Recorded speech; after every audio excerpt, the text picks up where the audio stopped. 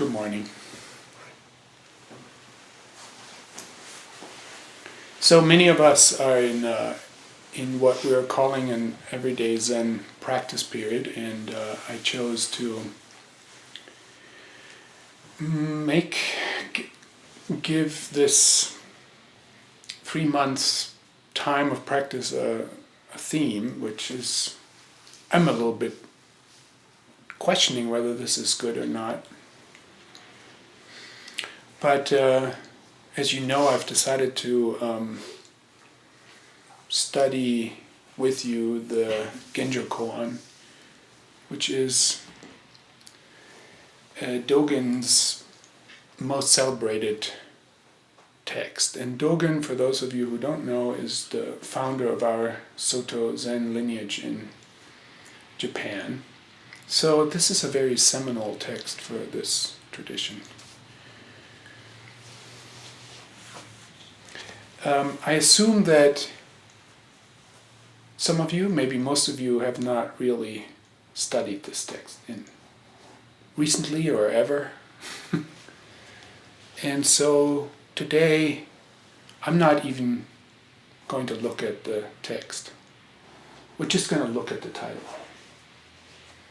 And, you know, when you have a text like this, which we shouldn't read so much as prose, we should look at it more as poetry. And what do I mean by that? It is prose, it's not poetry, but we should read it like poetry. Prose is like you have, how can I say this? You have a situation. A situation is a complexity.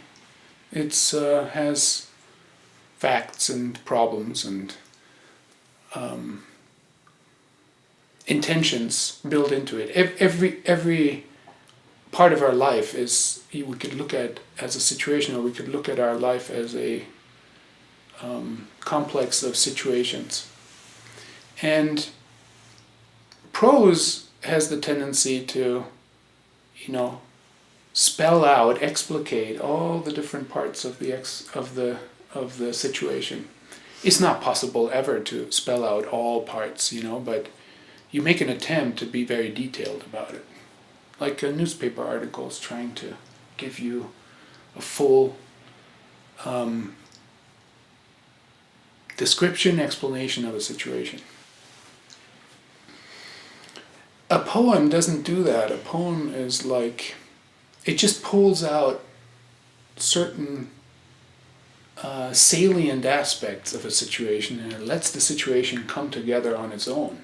It's like there's a lot more space between the parts that a poem says, and you have to fill in the blanks. Or those blanks are actually, your feelings and memories and hopes in life, and all that comes together as the meaning of the poem. So it is, the meaning is a lot less structured than what prose would do. If I'm making any sense here. So the Genjo Koan is more like a poem. And it is dealing with the most fundamental situation, maybe we could call it, it's dealing with our existential situation. And in thinking about how to approach this whole, it is impossible, to talk about the Genjo Koan in 4 talks and 1 seminar or something. But, this morning I sat down and came up with this. I uploaded this to the portal for those who are in the practice period. It's like, we're going to talk about Genjo Koan today, the title, and then it pulls out various facets of our existential situation. It talks about existence, delusion and realization, self, time, life and death, attainment, what I would call field and path. Let's just pretend we know what that means. And action. It's like, small topics.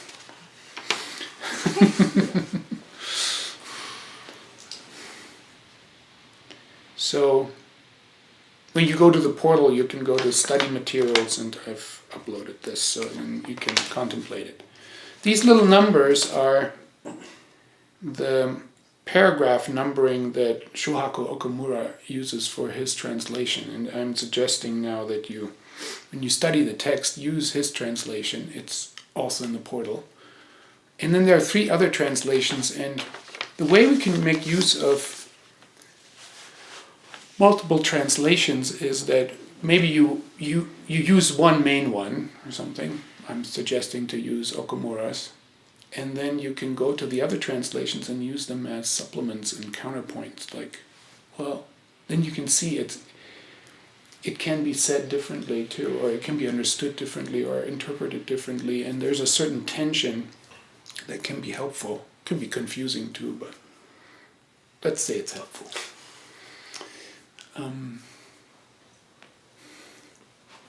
Now, we don't speak Japanese or Chinese. There's the Japanese is a mixture of, indigenous Japanese writing and Chinese characters. So we have to work with the English translation. You kind of have to be willing to take seriously what the English words evoke in you. I mean, that's what I do. And then you can rely on, say, Shohaku Okamura is Japanese, so you can interpret the characters from his cultural background, and then he writes about it, and that can be useful to us. But at the same time, we just have to rely on the assumption, trust, that English translation is good enough, and that it will give us something that we can work with. Otherwise, there's always this like, well, it's not the original. Or the great thing about translations and being lost in translation is that it can lead you to other things. Well, you could just make stuff up, which isn't so useful, but when you have words that don't exactly match, and you take that word and this is the technique that is necessary, you hold it against your own experience, like, what am I experiencing? Then these words can evoke your experiencing in a new way, and then you are in the middle of investigating your own existence, which is what the text is trying to do with us. So anyway, let's trust that we can work with the text as it's translated. So the title Genjo Koan is made up of 4 characters: Gen, Jo, Ko, and An. And let's look at them one by one. So Gen means to appear. And so right there, it's like we can investigate appearance. What is appearance in our experience? So I would say appearance occurs through the senses. That which isn't sensation, I use sensation here as that which is produced by the sensory activity. That which doesn't come through sensation is not appearance. I mean, there may be things that we don't sense, but they don't appear for us. So that's actually my view of the world, that what we relate to as reality is probably just a small section of what exists. So one way I think about that is that our senses are making certain things explicit as form, as sensory form. Other things are not being made explicit as sensory form by our bodies and minds. But you can, just a quick thought experiment, if you're a dog, you make other aspects of reality explicit through your body and mind because you can hear higher frequencies than human beings can, or, bats, so forth. Different life forms making different aspects of reality explicit as appearance.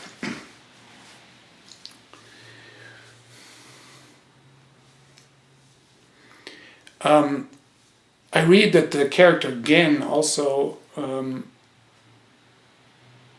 points to what is present. And this makes sense. Appearance only occurs in the present. In fact, you can define the past as that which doesn't appear anymore. And you can define the future as that which hasn't appeared yet. That which appears in the present. So, this first part of the title, again, focuses us directly on the present and what appears for us through the senses. So, to use a technical term here, it's a very phenomenological approach, meaning we don't speculate about stuff. We're looking at what appears now. Our life occurs now through that which appears. This may be obvious, right? But, we live our life, in a lot of ways through what has happened to us in the past. That's what we think about that, and what we want to achieve in the future.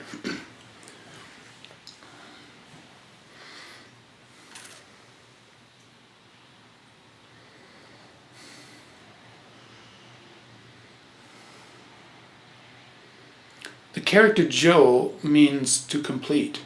So Genjo, as a compound, means to complete that which appears. So when you put it together as, a verb, it means something like to actualize, to make real. And as a noun, it means something like reality as it happens right now. And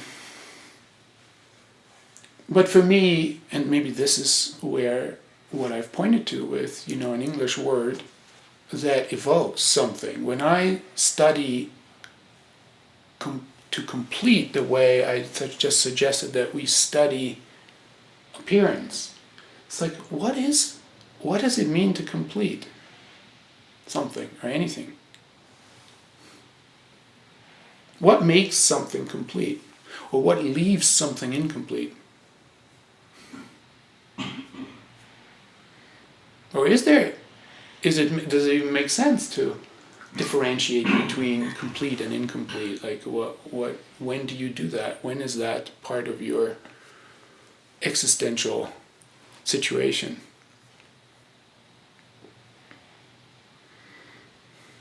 Now, we're talking about appearance, right? So we're talking about anything. So this is a problem because it's very general. When you say appearance, it really is everything or anything. It's the sound of the cars, that we hear in the background. It's this glass of water that I'm holding in my hand. It's the voice with which I'm speaking. All of these things are appearance.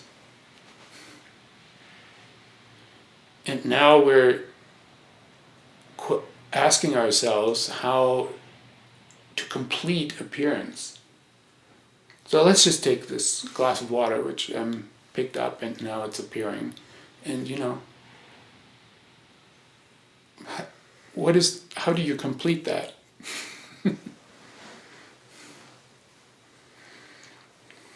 So maybe that's just a weird question. But let me complete it.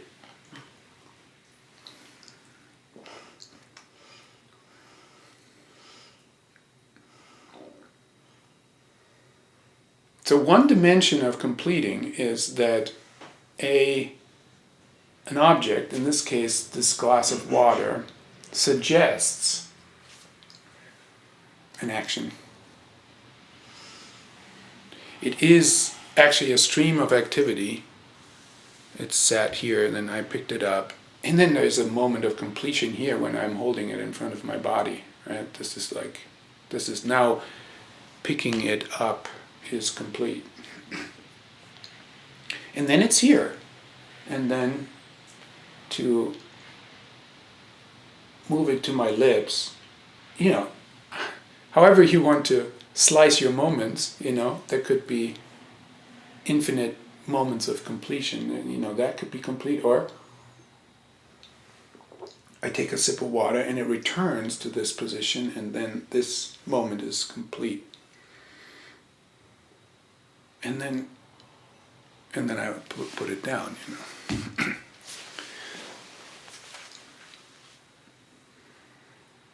Now, I'm not trying to say that there's only one action that can follow from a certain moment of, let's say, a pause. It's just for now. Temporarily call it a pause. There's a pause here, and then how many pathways come from this moment? Just one? Like you can only put it down? I don't know. I could throw this into Bill's. He doesn't want that. If I throw it into Bill's face, there's more stuff to complete. more aftermath to deal with. So this is a safer continuation.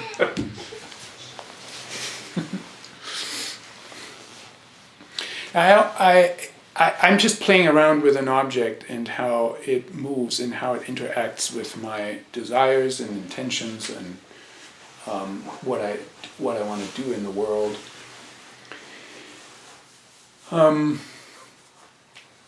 But an example that I like to use is crying. So, say you experience loss. Somebody dies, or a fantasy of yours reveals itself to be a fantasy, and you are hitting the ground of reality, and you're realizing, I've been thinking about this way, but it's a delusion. That's a loss, because then you have to adjust your life to this new understanding.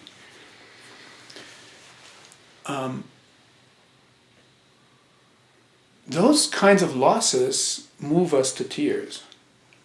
It's my observation. In general, I see sadness and grief as an adequate expression of loss.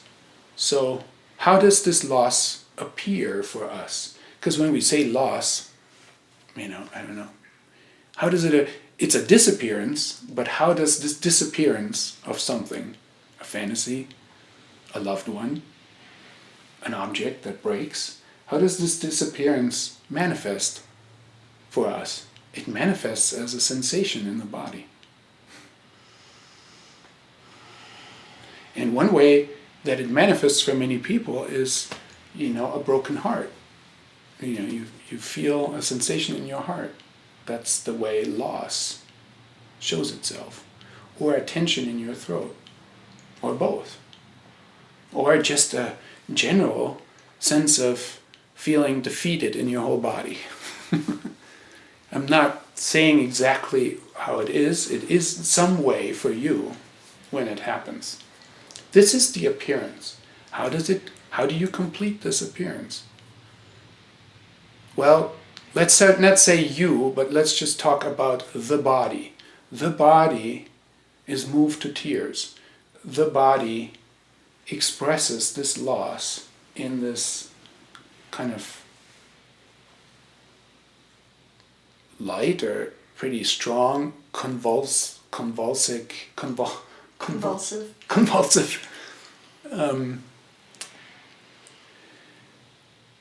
activity that we call crying or shedding tears.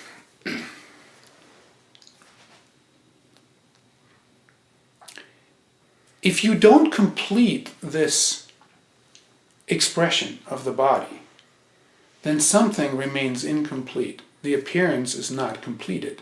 Like you can see that much of psychotherapeutic work, I think, is to complete that which hasn't been completed.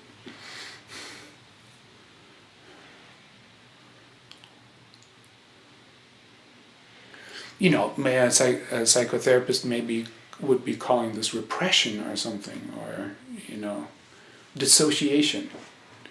You are interrupting a process of completion and it remains incomplete, and then you you don't have to, but you may feel the urge to revisit that later because the pain of it being incomplete remains in the body. So the appearance remains there in some way and is asking for completion. Because this is largely non-conscious, it's sort of, we are overwhelmed by that which isn't complete. It's like, how do you deal with this? I don't understand. Why is this like subterranean grief in my life? I don't understand.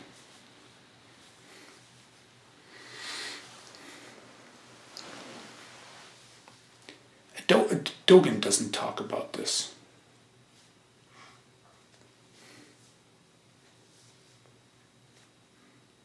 I think it's implied.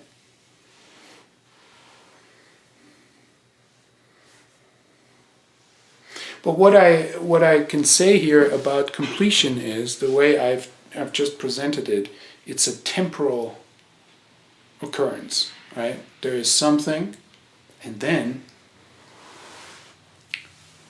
a step follows from that. I speak about this as carrying the present into the present. Carrying the present forward into the present. We think that the present is carried forward into the future, but it's not that way. The present is carried forward into the present because what follows is then the present. So, the present doesn't go away, but it is time, which is really strange. The present stays, but it moves. This is the nature of time, in a way, you know, and we cannot escape our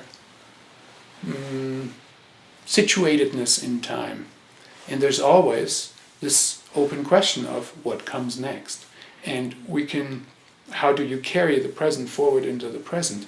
And a guidepost for that could be, do it in a way that completes.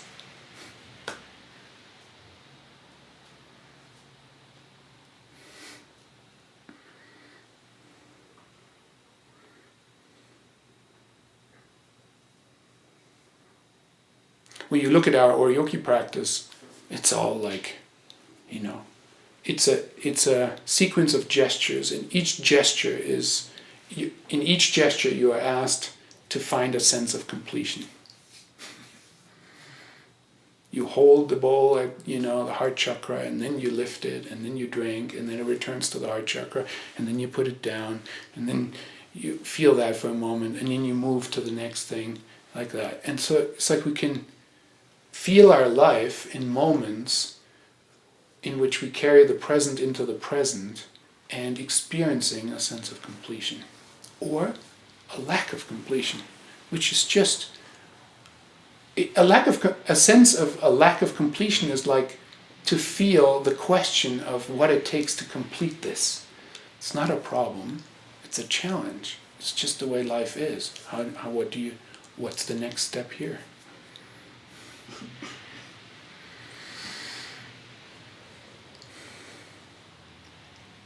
Now, for me, this is one dimension, is time. And the other dimension is space. And this dimension of space relates to the question I asked earlier. Now, is there anything ever incomplete?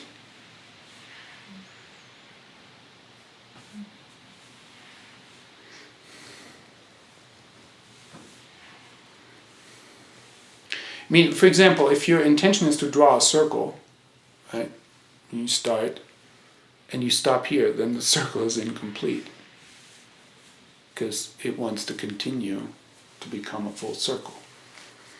But if you look at this line that you've done and stopped here, and you lift it out of the context of your attachment to a circle, what about this line is incomplete? It's just what it is. It's complete in what it is.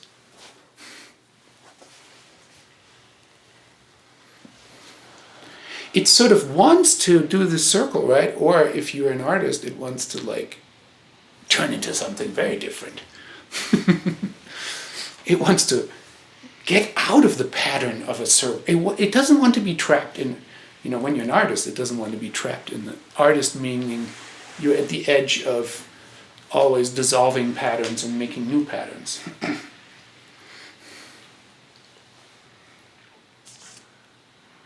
But this line, just taken by itself, that is an incomplete circle from one point of view, is just a complete quarter circle.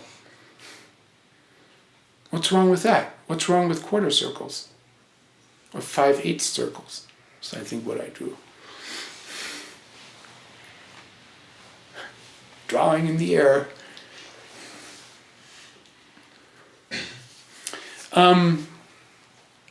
Now the practice here, for me, is something like widening out to the field, losing the focus on a particular form or stream of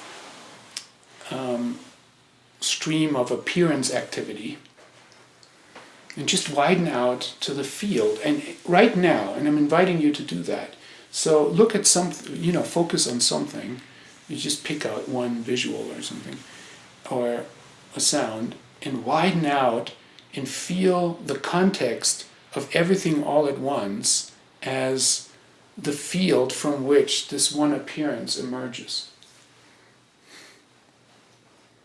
It's like to appreciate the vastness of space and the vastness of the multiplicity of forms from which interdependence, Buddhism, one appearance emerges. The whole of space completes this one appearance. It's like, against the backdrop of everything, this is what it is, and it's just complete. Apply this to yourself. You've come a long way, decades of life, and here you are.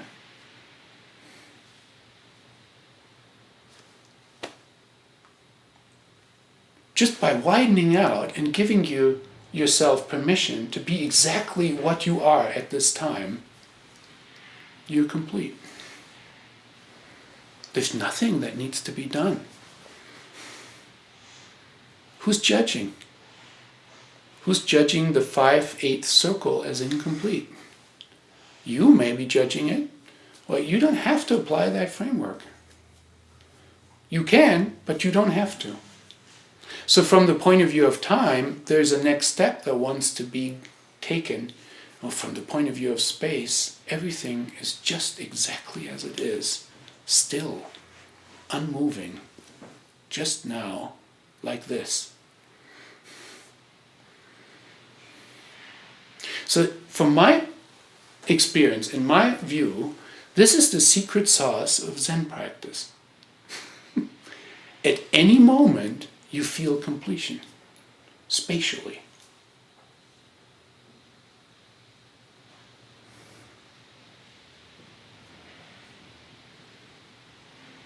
And then it gives you the freedom to carry the present into the present. You may complete the circle, or you may do something very different.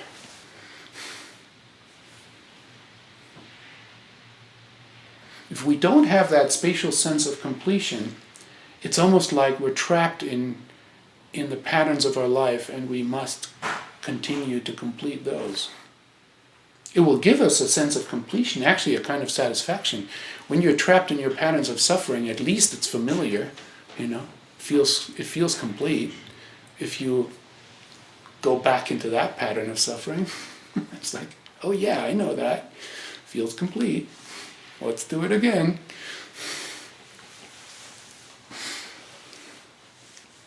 So I'm making fun of it, but it's like, that's actually a way to do it. And it's not, it produces suffering, but it's not necessarily wrong.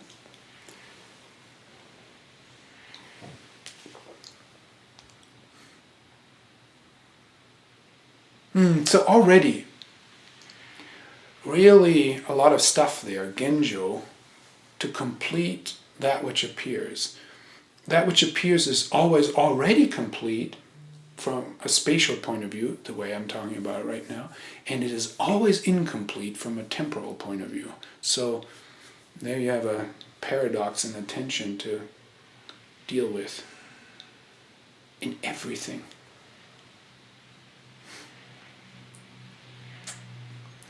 And the question is how there's freedom in there, how there's liberation in there. And I think there's liberation when you feel completion in that which is temporarily incomplete.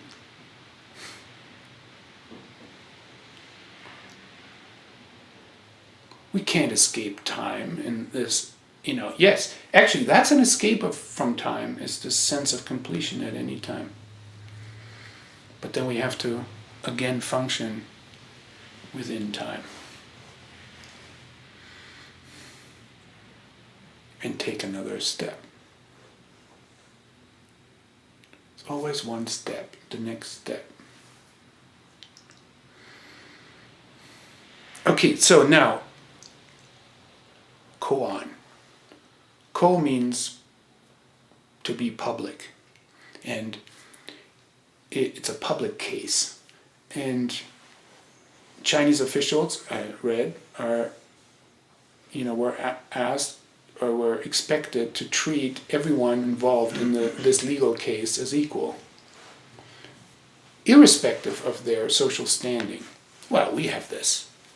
We don't discriminate based on class and gender and color of your skin, etc. Right? We have that ideal built into how we treat each other. So, in political science, this would be treated as universalism, or there are universal values of that to treat everyone equally. So it means something like universality. Ko means the universal aspect, but not just of people, of all things.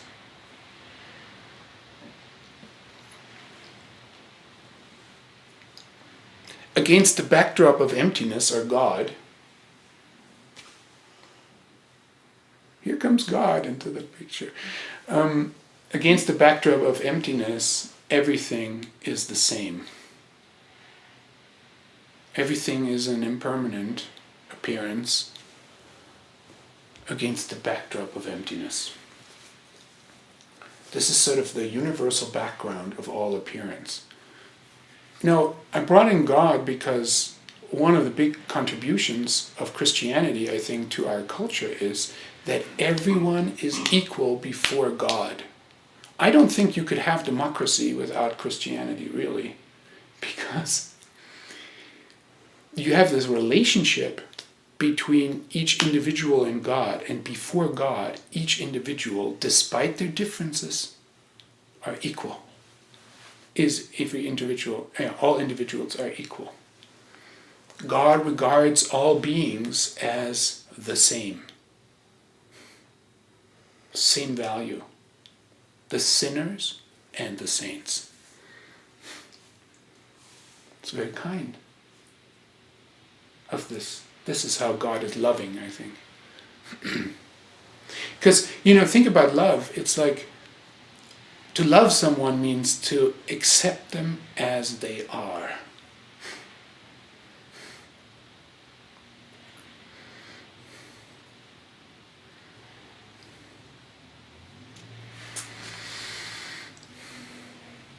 So if we take God away and work with emptiness, which is what the Buddhist tradition provides us, it's like emptiness is this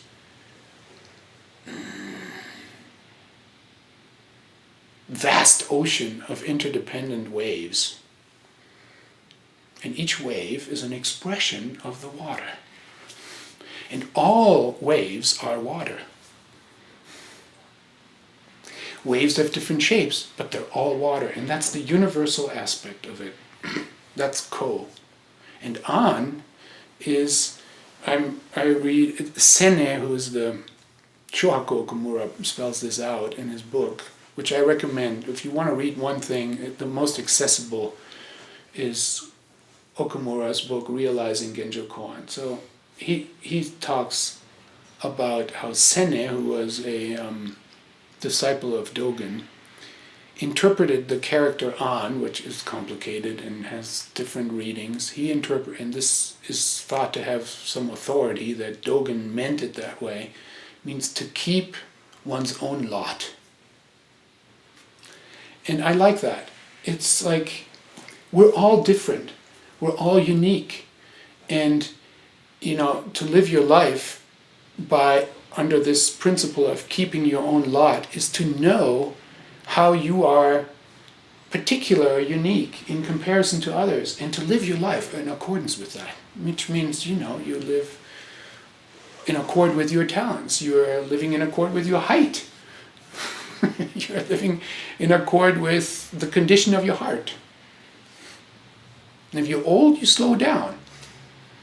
And when you're young, you exercise and don't be too sluggish.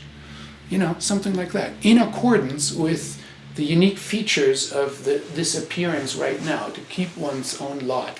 It's like a societal, legal term, there's the universality, and then there is the uniqueness. And so Genjo Koan is to complete that which appears, being simultaneously universal and unique.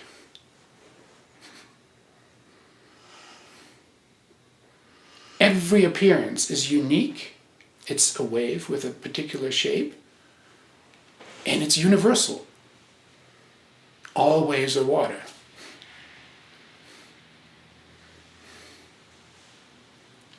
In the appearance of this wave, there's completion, already completion, and there is the need for the wave to do the next step.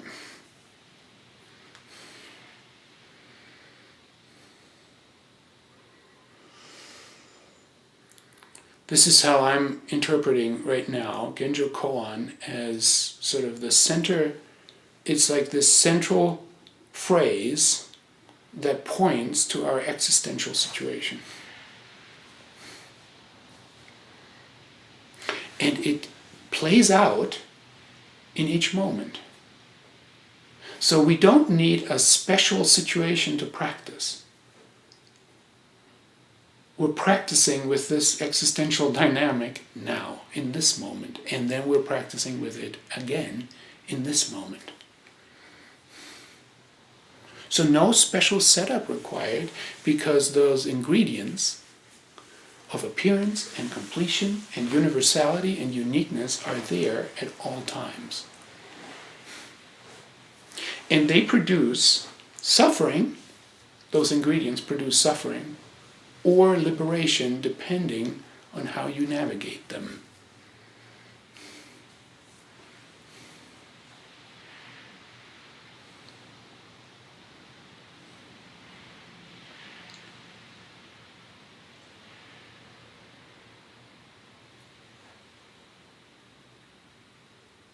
So I've already indicated this, is that from a point of view of practicality, like how do you practice this? I think the first order of business is to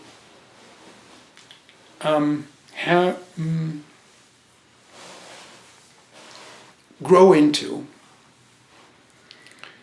some clarity of what I call focus and field. Many of you have heard me talk about this. Attention is the most fundamental way that we exist is through our attention. Attention moves from focus to focus.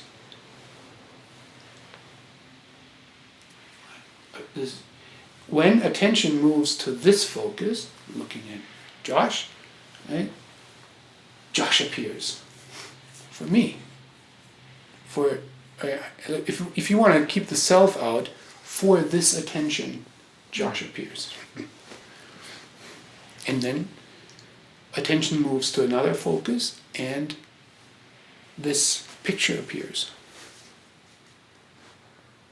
And then attention moves into a different sense channel, and no sound of cars appears. They were just there, but now they're gone. And here's a car. And so notice how your attention moves from focus to focus and produces appearance. So when Dogen talks about appearance, underlying it has to be our study of attention. Because without attention, nothing appears. I talked about the senses, but even more fundamental than the senses is attention.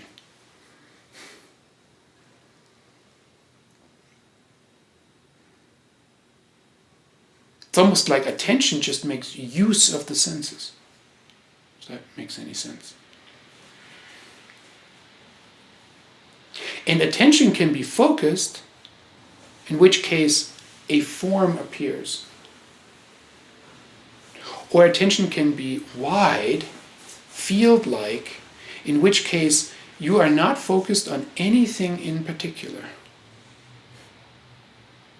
Which means everything all at once appears, which is a pretty blurry thing. Everything all at once, when nothing is differentiated, that's the universal dimension. That's how everything is just water. This is why we meditate, to widen attention, to feel sort of the underlying presence of all forms. So your practice of Genjo Koan actually is a study and a moving between, field and focus, awareness and attentional directedness. Open awareness and attentional directedness. Do you know, or can you recall how it is when you get drawn into an attentional focus?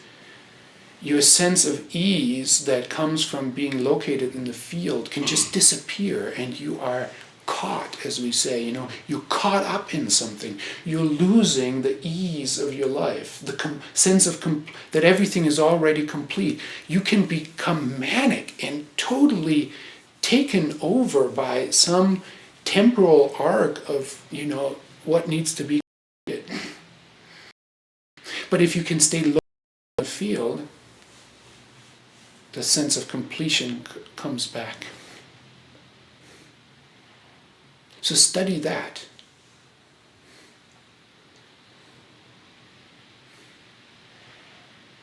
Study how through this dynamic of, it sounds pretty simple, right? Focus and field, appearance occurs, completion occurs or is lacking, how there's a sense of sameness, everything is actually one big existential soup, and differentiation, how, individual things appear from this, soup. Soup. It's a technical term. The soup of emptiness.